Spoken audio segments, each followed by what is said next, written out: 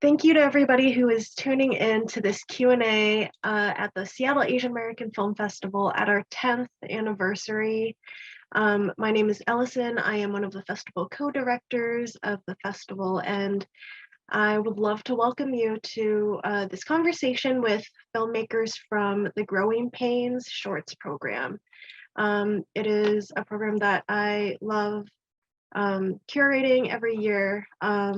These films share how growth for anyone can happen in so many different ways, whether through life-changing moments or slow personal revelations. And this program explores so many different stories with self-expression, self-worth, and just like navigating the different worlds that we're in. And to start off, I would like to have everybody introduce themselves, where they're zooming in from, and what film they worked on. And I will start with Angel. Hi, I am Angel Yao. I'm zooming in from Queens, New York, and I worked on extra credit. And Christiana. I'm Christiana Wu. I'm based out of Seattle, and I worked on the film Trill. Erica. My name is Erica Ng, and I worked on Americanized, and I'm zooming from Los Angeles. How about you, Tiffany? Hi, I'm Tiffany Lynn. I am currently zooming in from Los Angeles, and I worked on Poachers. Annika. Hi, I'm Annika Kohn-Grevstad. I am zooming in from Los Angeles, though I was born and raised in Seattle, so happy to be at this festival. And I am one of the co-writers and co-directors of What We Find in the Sea. And Jennifer. Hi, I'm Jennifer. I'm calling in from Toronto, Canada, and I directed the short, The Jitters. And lastly, Shabazz. Hello, my name is Shabazz Khan. I'm calling in from Tallahassee, Florida, but I am a Seattle boy. And that's where I grew up. That's where I went to college. And yeah, I directed Alien. Awesome. Glad to see we have some locals too. The first question that I wanted to ask everybody is, what was the inspiration behind each of the films that you worked on?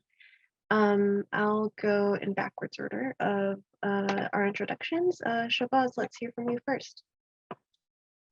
So Alien was a film that my friend Adrian Hargrave wrote as part of our thesis film cycle.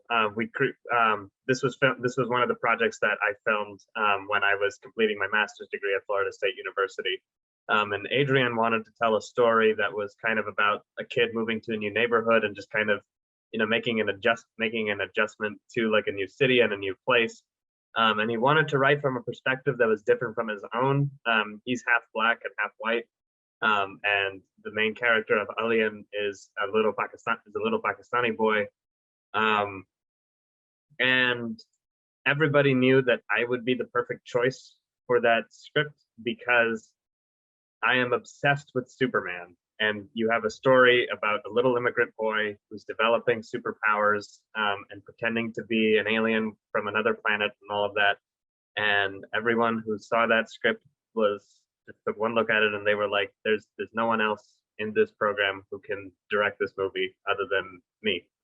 So that's my claim to fame. I love that. And yes, Superman is an immigrant. Jennifer, what about you? What inspired you to make The Jitters? So for this class where I made 3 separate short films, we had to make like 15-second short films, not including the title and end card. So the time was very limited. So I just wanted to do something super fun. And I decided, I was really inspired by Ozro's work, who's a Korean animator. And I really liked how he was able to make you feel like he has a film about sneezing. And I could really viscerally feel the feeling of like having a cold. So I wanted to kind of experiment and do a similar approach, but with something I'm very familiar with, which is the jitters, or, you know, it could be social anxiety, stage fright, all of those things kind of just grouped into one little film. So yeah, that's the inspiration behind it. Thank you. Yeah, definitely threw me back to concert recital days. Annika, what was, oops, muted myself. What was the inspiration behind What We Find in the Sea? So when I was growing up in Seattle, my childhood best friend went up to Alaska out on a commercial salmon fishing boat after her senior year of high school. And we were really close. And so she would call me from like, you know, from the dock or from the boat and tell me all of these stories about this you know, coming of age experiences that she was having. And that simultaneously I was having my own coming of age experiences back in Seattle. But I just, that world always really stuck with me. And a couple of years ago, I asked her about making a film about it because I thought it was a really nice way to explore like coming into womanhood and sort of finding your physical power in an environment that isn't the most welcoming. And she came on board and helped make it possible along with all of the other producers and Sasha, my co-director. Awesome. Tiffany, tell us about how Poachers came about. Yeah, so Poachers was inspired by an article I had read in 2019. So it's like sort of based on a true story, but there are these like 3 men who were arrested on the California coast for stealing over $600,000 worth of succulents that they're going to ship back to South Korea. And I thought that was just like such an insane story, but I thought it'd be really, really interesting to make the protagonists people like you'd never think would do that. And so I was like, oh, teenage girls, teenage Asian girls. And I think part of that too is like, I think especially because I had been sort of writing and developing it towards the beginning of last year in 2021, and especially seeing a lot of like these like anti-Asian like hate crimes and everything. And I really wanted to sort of create this story where I think like Asian women had more agency in their lives. And even though in this particular story, it goes somewhere that's like not as great, I think it's like still a really interesting exploration of sort of like taking hold of like your own destiny and all of that. And I also love plants, so yeah. Awesome, thank you. Erica, tell us about Americanized. So I wrote Americanized based on my experiences being fifth generation Chinese American. And I felt like growing up in the Bay Area, which is like a really like culturally diverse city where a lot of people were like repping their culture in high school. And I'm like, I don't really know how I would do that because I don't know, I didn't speak the language. I didn't, you know, celebrate many of the traditions except for Chinese New Year. So I felt like I really didn't fit in with the kids at my school, like being a Chinese person. But I was also the only Asian kid on the basketball team. So it was kind of about like, you know, growing up and playing high school basketball. But with like that group of girls, it really wasn't about race. It was more just like, can you play ball? So it was like player ego. So I felt like I really didn't fit in at school anywhere, even though like I felt like in these like social circles I should belong, but I just didn't. And so, you know, it's like a fictionalized story based on my life. It's like a day in the life of a 16-year-old girl. She's navigating high school and not really fitting in anywhere. Thank you. Christiana, what was the inspiration behind Trill? For Trill, it was kind of based on a life experience as well. And in a similar vein as the jitters, like where it talks about kind of social anxiety and stage fright. And it was definitely a cathartic film to make because I decided to come down to the brass tacks around the movie, which was to keep it really close to my heart. So it does, you know, talk a little bit about facing an entire panel of folks, you know, being in a completely different environment, like a fish out of water, and then going home trying to navigate and find the support for, you know, an uncomfortable situation and not getting that support. So I guess the theme of that story is trying to find a way to cope with yourself, to find the strength to be resilient.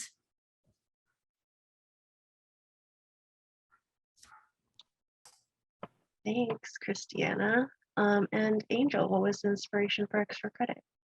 So extra credit is all about my memories being a child in school. And when I was a child, I was very shy and I had a lot of inner thoughts and inner monologues, but I always kept it to myself. So because of that, I always felt misunderstood and voiceless. And so making this is like my time to really clear up everything and like say what I had in my 7-year-old head. And I also just wanted to show how, even though I'm Asian American, I did not do well in school at all. Like I struggled a lot. So just showing that side and hoping to connect with people with that. Yeah, sharing personal stories through film is such a vulnerable thing, right? One thing that I wanted to ask for those who had films based on their personal experiences, what was it like trying to, write that script and get those scenes done? I'll start with Angel. What was it like for you, and also your process with the stop motion? So I use stop motion mostly because not that I like working on my own, but I always feel like I don't want to bother people. So the whole stop motion, it was like all me editing and writing and doing the stop motion stuff. And I like tiny things because I guess it's like I'm in control of everything, the environment and every single thing. So usually sometimes I see something that would inspire me and that would spark a memory, and I would write that memory down. And it's usually really small, or vice versa. If I have a random memory pop up, I'll try to look for that thing. And I think I just keep a journal of these memories. I have OCD, so I have all these like random memories in my head that sometimes is a substantive. So I always write them down because I feel like they matter, even though sometimes it seems like mundane memories. So just the process of, I think the category of school helped me narrow down all those memories, and then finding the piece, the centerpiece to do the stop motion. And just I think I only spent 3 days working. It was like a nonstop, no sleep kind of thing, because once I start, I can't stop. So yeah, it just took a little bit. And the last thing, I changed it to second person point of view. So everything is you something. So then I'm trying to like have the viewer kind of be in my shoes, and that's why the narrative is in second person. Thanks for sharing. Yeah, I really love hearing about your process, and it took 3 days to make that. Thanks so much for sharing again. Christiana, for you, tell us about what it's like putting your story onto the screen. Yeah, I wanted to cram as much emotion as possible into a really, short 5-minute script. And so when I first started, I was thinking of, that experience that I had, and I remember the song choice that I had made when trying to sing it in college for an audition, and it was Phantom of the Opera's Think of Me, which I completely just butchered because I was so nervous. And so I was planning on actually including that within the film. Then I realized, oh, there's some licensing, issues that I would be dealing with. So I decided to go ahead and write the music myself. And I wrote the lyrics and I wrote the music. So after that, it was more about finding the right actor to play the part of the main lead. And once I found out that the main actress also spoke Vietnamese, I decided, oh, let's go ahead and make sure that the rest of her family, specifically the mom character, was able to speak Vietnamese, just because I wanted to have that moment in that film where there was one line where it wasn't fully translated, but then she switched over into English. And then at that moment, you knew what she was saying. So it was that mixture of, you know, a lot of emotions that I wanted to just make sure that we really captured. And from the audition room to the bedroom, you know, the audition space, we wanted it to be like big and looming and just kind of like this scary place. And then the comforts of the room that she goes into, her sanctuary. So it was trying to tell the story, not only kind of like, you know, from an audio dialogue standpoint, but making sure that it was also visually compelling. Thanks for sharing. Yeah, I could, when that line from the mom, I had flashbacks. That hit hard. Thank you, Christiana. Erica, well, what was that process like, putting your life into Americanized? Well, this was like the first short film I wrote. So it was really hard because I didn't really know how to write a script. And also, I didn't know how teenagers talk these days. I mean, I grew up, you know, like the early 2000s, and I was worried about the dialogue. So it took me about like a year to really flesh out 16 pages to actually shoot it. And I felt myself catching like moments of like, oh, I wasn't like that in high school, or like, she's like not a loser, right? And so I had to like try to defend her so much that I really had to, you know, grow as a writer to just separate myself from the actual subject. I mean, look, this is the story, it's condensed, it's based off of, it's not me. The characters are based off of real people also. And so it was really kind of hard to kind of, you know, try not to be so personal with it in a way. And it was really hard to cast because I was being so specific. I felt like, you know, understanding Oakland culture is so important to like the background of the narrative of like why characters are the way they are. And so I was being like really, really picky about a lot of things. So it was a very hard thing to kind of get off the ground. So if you ever want to write your first narrative, don't do sports, don't do kids, and don't do crowds. And that's exactly what I did. Some sage advice. What I always hear is don't work with kids, don't work with animals, crowds also, and sports. Thank you, Erica. Annika, What We Find in the Sea. Tell us more about putting that on. Yeah, so it was largely based off of my best friend Emma, but then we also interviewed a bunch of other women who were commercial fishermen up in Alaska, and amalgamated a bunch of different people's experiences into it. And then I think one thing that I wanted to do was, Emma is white, but it was important to me that this film had an element of me in it too, and so that was the impetus for me acting in it, and having her be half Asian, because I think that there's sort of a like the question of belonging is a big one in the film, and I think that's something, though I never went commercial fishing myself, that's a theme that really related to me. And yeah, and it was just like so magical to get to go up. We actually shot it on the boat that Emma fished on after her senior year of high school. So it was really cool to go up there and like see the place where all of these stories I had heard from her actually took place, and be out there for 5 days and like living in the place that she has lived for a bunch of summers. And to just get to experience that with her was really special. Yeah, that sounds very cool. Thanks for sharing. Jennifer, when you were working on your film, animation is such a different medium. What were some inspirations for you visually and like story-wise? Did you have any other ideas for the story before you landed on this recital one? Yeah, for sure. It was actually really tough because I tend to work from like what emotion I want to leave the audience with rather than what story do I want to tell. I usually find the story like later on.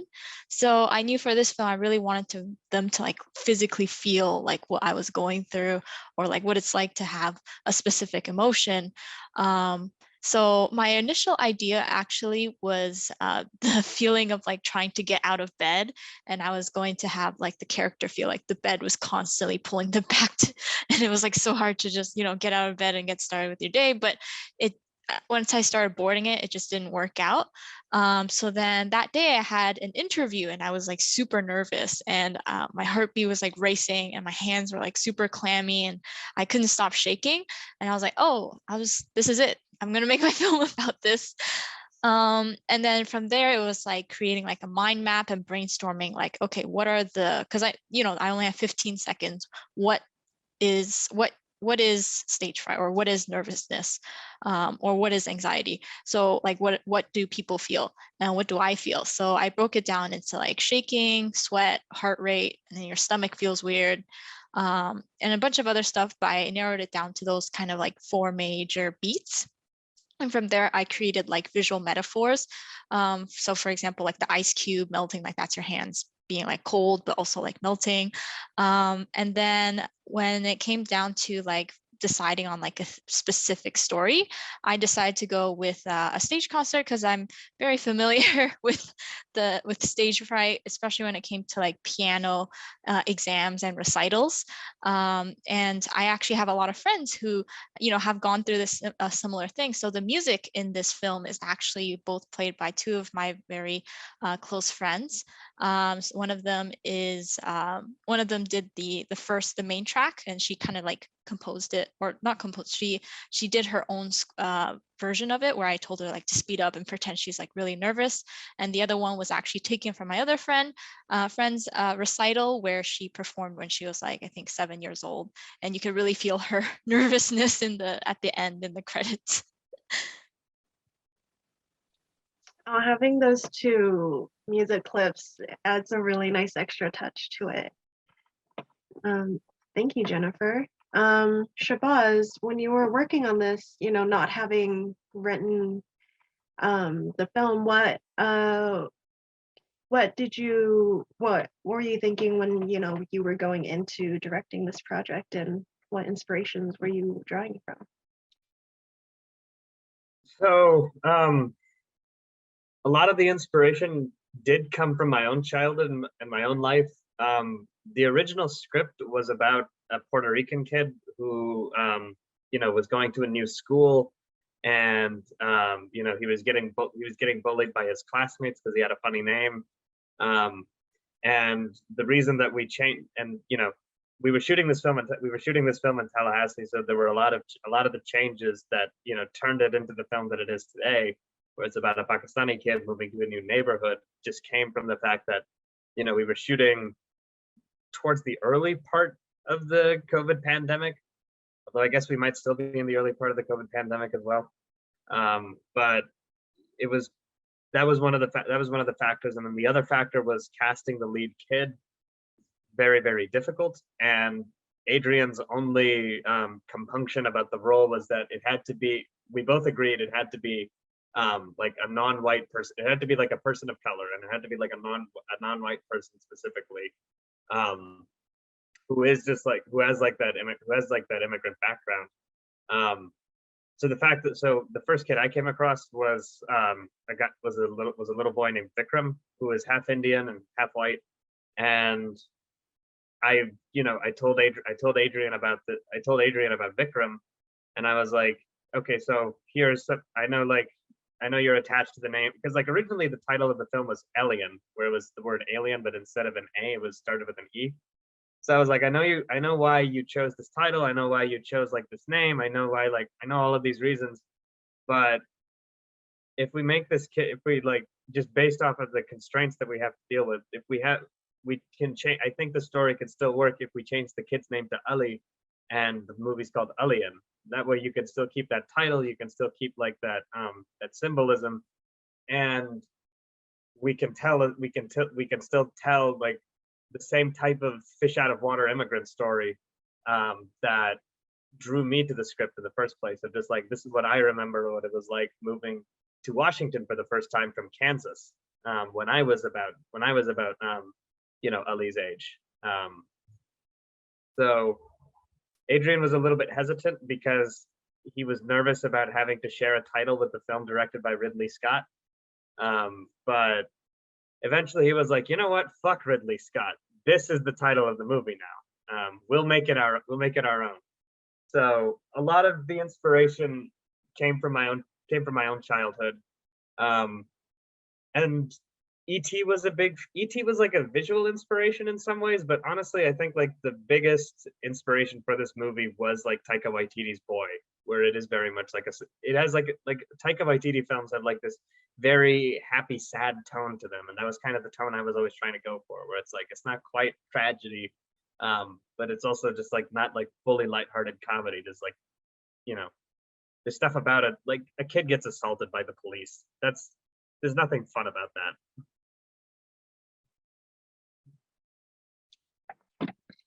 Thank you for sharing. Yeah, I love learning about, you know, how things change in development, and that I'm glad you found Adrian as a lead. He is a very charming actor.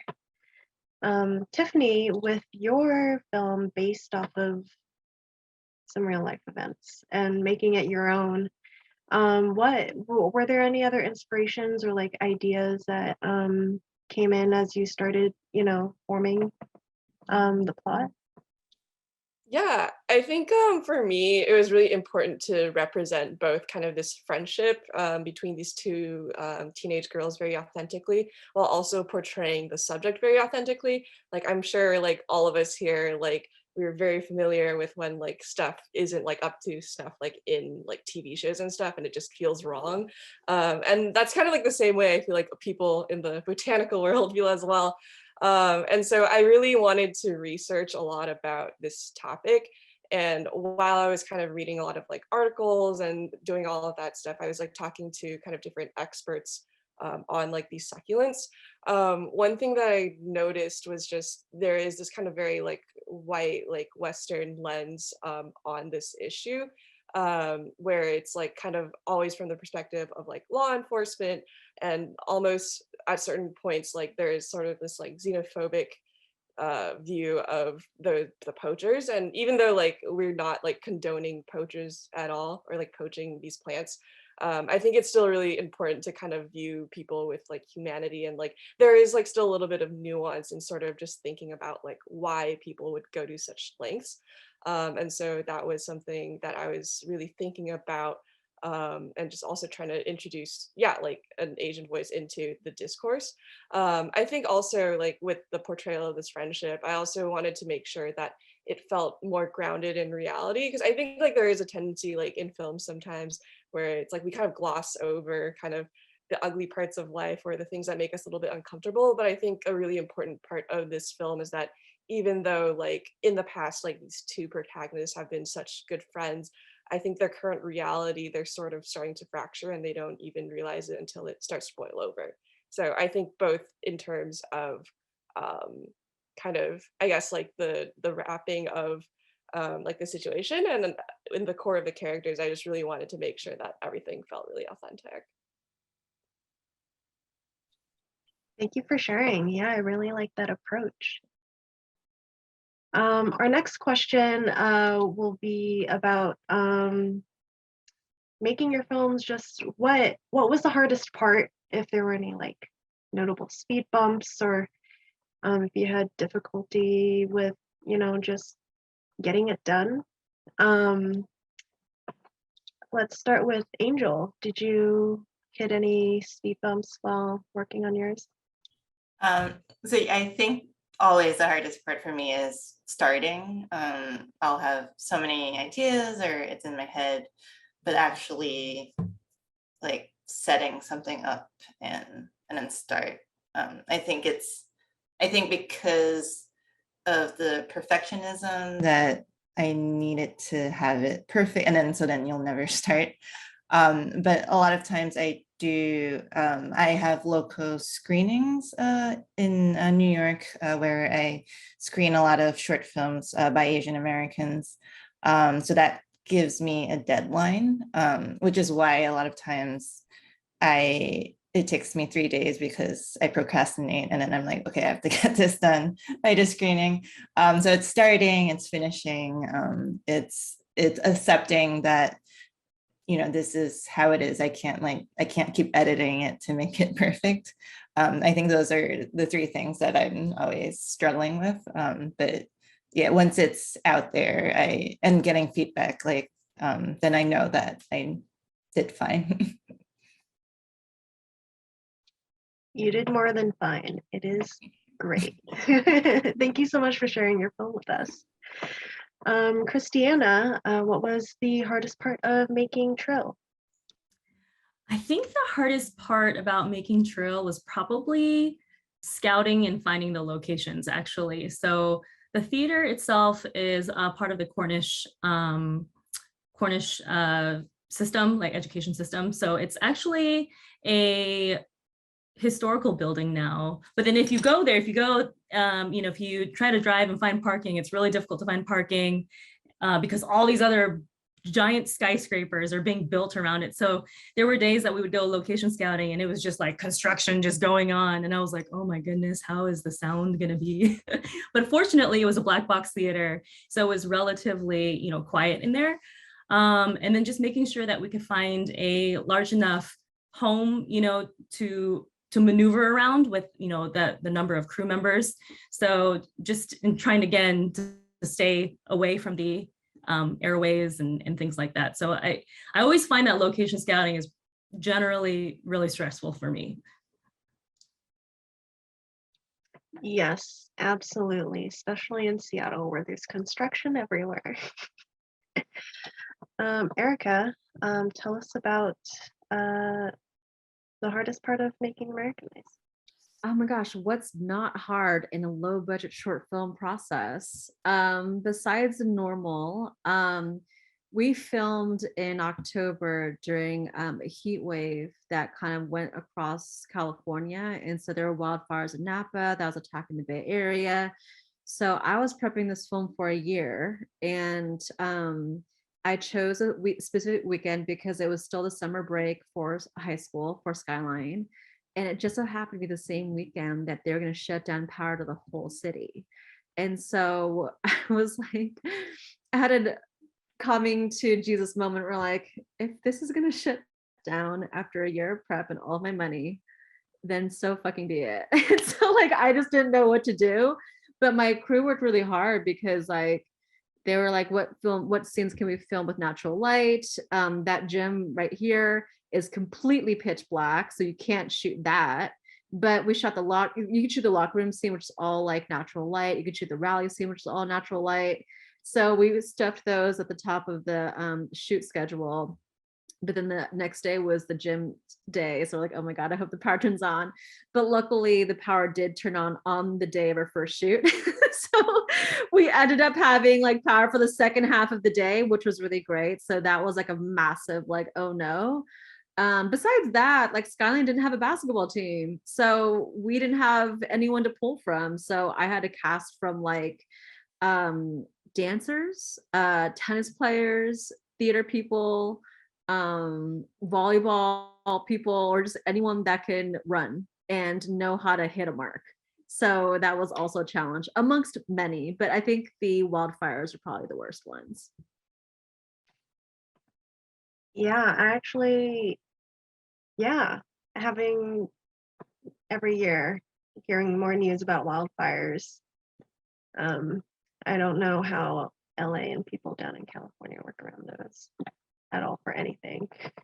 But yeah, thank you so much for sharing.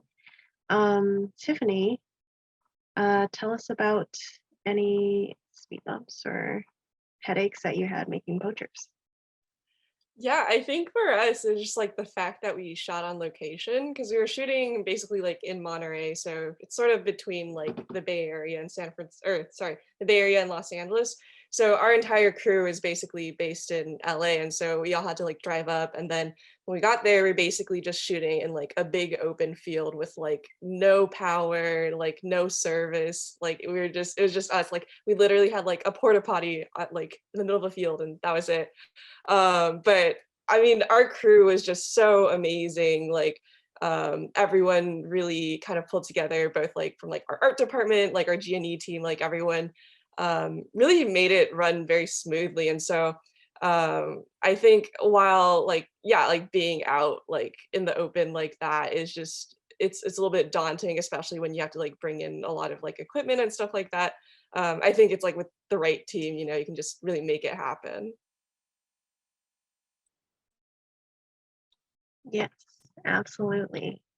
Thank you, Tiffany. Annika, what I want to assume that filming on a boat was the hardest part for you. Yeah, that's definitely correct. So we filmed this film on a commercial salmon fishing boat in the middle of their fishing season. So a lot of it was like a puzzle about how we could get the things that we needed without disrupting them catching fish, because that was their livelihood. And so yeah, there were so many things. Like, I get really seasick, so we had like prescription strength seasickness patches behind our ears, and like those made us like kind of feel a little bit like drunk and woozy the whole time, which was just like a really bizarre experience. And then they would be fishing all day, so we would wake up at like 4 or 5 a.m. when the crew woke up, because we were sleeping in the wheelhouse, and the captain would come in and be like, okay, I need to turn on the boat, you all need to wake up. And then we would have to fit all of our basically like the scripted scenes that we had written into the 15 to 30-minute windows between their fishing sets throughout the day. So it was like definitely a puzzle.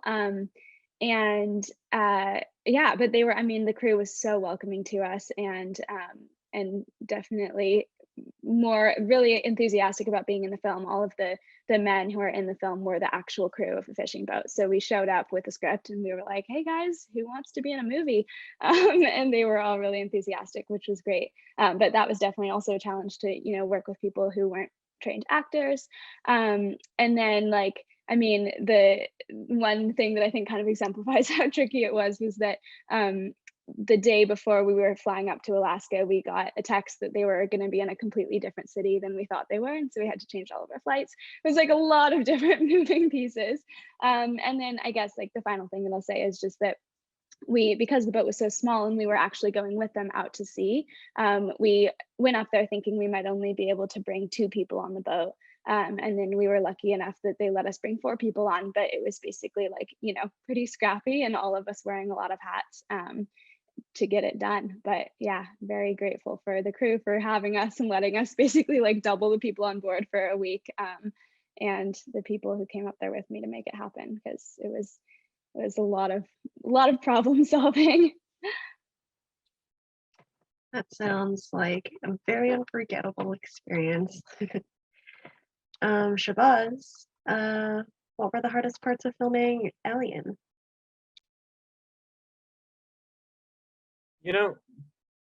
Filmmaking is nothing if not a series of challenges that you just have to come up with a solution for with less time than you thought you would have. But I think the biggest challenge, of course, is just working with a kid as your main character, especially a kid who it's his like first time acting on a set of that particular scale, because children get tired. If you're running a set that's like trying to respect labor laws, like you have a very limited scope, you have a very limited number of hours in which you can actually work with the kid.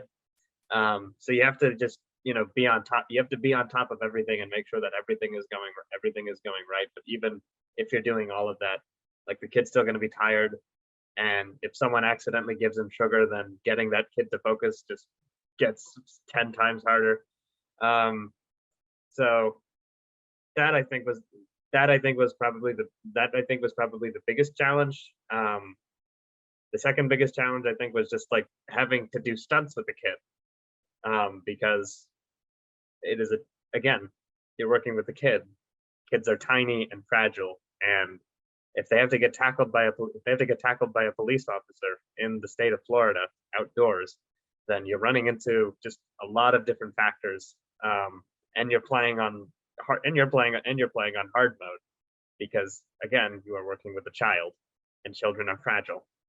But yeah, that I think is my answer. Thank you for sharing. Yes, children are fragile. Jennifer, we know that you had a 15-second time constraint, and was there anything else that in general, so we have 3 of your 15-second shorts in our festival. While with working on those, was there anything else that really just like made the process difficult for you, having to work within constraints of like the assignments that you got? Yeah, so I feel like with each film I made, I made it more ambitious. So this one was my second film, so it was still like pretty okay to handle. I definitely learned a lot about production management and like spreadsheets. So that made the process easier.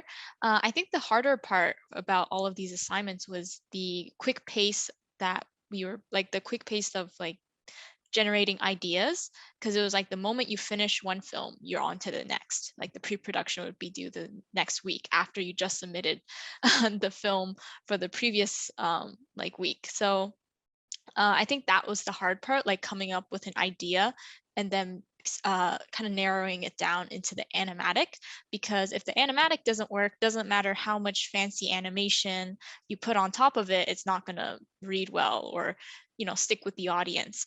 So I definitely think like, yeah, again, trying to find the right idea was difficult, because again, I kind of start from what I want to accomplish from this film or what I want the audience to take away from the film, rather than an actual story that I want to tell. Because there's many stories I want to tell, but it's which story is most fitting for what I want to do in this moment. Yeah. Thank you for sharing. As we wrap up this Q&A with these amazing filmmakers, for each of you, I would like you to, do you have any projects coming out soon, or like, are you working on anything? And tell us how we can find you on social media. I'll go around from the opposite order of what we just ended on. So Jennifer, go ahead. Yeah, so right now I am currently working on my third year film, and it's a group film. So I am the production manager, art director, background supervisor, layout supervisor, ton of stuff. And it's been pretty chaotic, but it's getting done and we're on schedule, so that's good. In addition to that, I've been working on my own stories, and I'm also brainstorming ideas for my thesis film. So that's kind of like what I've been working on in terms of films. And you can find me on Instagram and I think pretty much any social media under Palumin, which is Paluumin. Awesome, thank you. Really looking forward to seeing all your future works. Shabazz, are you working on anything, and where can we find you online? I'm currently teaching a filmmaking class at the Florida State University School of Communications. You can find me online at Shabazz Makes Movies on Instagram. In terms of filmmaking projects, I have another film that I completed around the same time that I completed Alien, which is the second hardest thing about making Alien, was the fact that I was still exhausted from the first movie I made. Whether or not that one will see release is really just up to certain statutes of limitations regarding the 2020 George Floyd protests, because it was a movie about Antifa. But I have an existential crisis waiting for me in March in terms of what do I do next with my life now that I've graduated from school. So in the meantime, you can find me on Instagram. Awesome. Well, congrats on graduating. And yeah, thanks for sharing your film with SAAFF.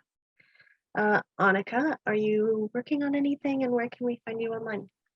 Yeah, so I am gearing up for another short film with the same team of people that made What We Find in the Sea. We are making a lighthearted sci-fi short called My Only Friend is a Robot Named Beans. And so we're going to shoot that this spring. And then we're also sort of slowly working on a feature script based on What We Find in the Sea. So that's also gently in the works. And I'm on Instagram at AnnikaG_. Awesome. Very exciting to hear that we might get a feature in the future. Tiffany, what about you? Yeah, I'm currently editing a short film that I directed earlier this year. It's like a sci-fi immigration allegory, so it'll come out later, I'm sure. And just writing a lot of other stuff. But yeah, in the meantime, you can find me on Instagram at Timpanny, so it's TIMPUNNY. Yeah. Thank you. I'm looking forward to that next film. Erica, are you working on anything? Yeah, I mean, I'm actually currently submitting to festivals for my next film. It's a proof of concept for a series called Off Fairfax, and it's about three friends who try to solve the conspiracy theory of Tupac's disappearance, but it's like a drama thriller. So like Atlanta but Boondocks. And then other than that, I'm directing a commercial next week, and I'm actually in Disney Launchpad's Shorts Incubator program. So I'll be directing a short film for Disney Plus with the help of executives from Marvel and Lucasfilm. And my Instagram is Miss Erica Ing, MISSERICAENG. And then my website is just ericaing.com. Awesome, thank you. Very excited about the Disney Plus incubator. Looking forward to see all your stuff come out in the near future. Christiana, are you working on anything or have anything coming out soon? I'm working on a couple of things. There's an anthology series that I kind of have running over time. It's about, it's pretty much us collaborating with filmmakers, emerging filmmakers, and making short films like under 4 minutes, and just coming up with like any kind of ideas. It could be experimental, it could be drama, it could be horror, it could be any kind of genre. And then aside from that, I am working on a script that originally I thought was going to be a feature, and then now it's kind of turned into this TV pilot kind of series. It's tentatively called Gravitas, and it's about a group of imprisoned gravediggers who escape their overseers, all while fighting the laws of physics. So it's kind of this action drama, sci-fi fantasy. It's kind of all over the place. But you can find me on Instagram under Clue Me In. So that's CLUU, so no E in there, CLUUMEIN. And my website is Get a Clue, so GETACLUU. Great, I love the sound of that pilot. I want to watch everybody's stuff immediately, if possible. Angel, have you been working on anything, and tell us where we can find you online? Yeah, so my next, I'm hosting a screening. The next one is March 12th. My screenings are called Asian American Film Thing, and it's open, anyone can submit. It's going to be in Littlefield in Brooklyn, so if you're there, that's the event. And I'll debut a new stop motion at the event, so I'll probably start, March 10th, I'll start animating. But I'm going to show you the prop for it. It's a little closet. So I'm just going to use this as my base. And it'll be about hiding things and shameful things. So that's kind of the theme for that stop motion. And my Instagram is Yao Angel, and angelyao.com is my website. Thank you. Yeah, people in New York, go check out that program. I'm really looking forward to this closet short. Yeah, thank you so much to the filmmakers for being here and sharing all your thoughts and experiences with making these films. And thank you to the viewers for joining us at the 10th Annual Seattle Asian American Film Festival. We really appreciate your support for our festival and our community. Remember to vote for your movies, your favorite movies, after watching for the Audience Choice Awards, which will be announced after the festival is over. And if you haven't already, please fill out our festival participant survey. Information from that helps us get grants and sponsors that make the festival possible. And it's another way to support SAAFF. Yeah, check out the other programs we have going from the 3rd to 13th of March at seattleaaff.org. And on behalf of the festival, thank you and stay safe.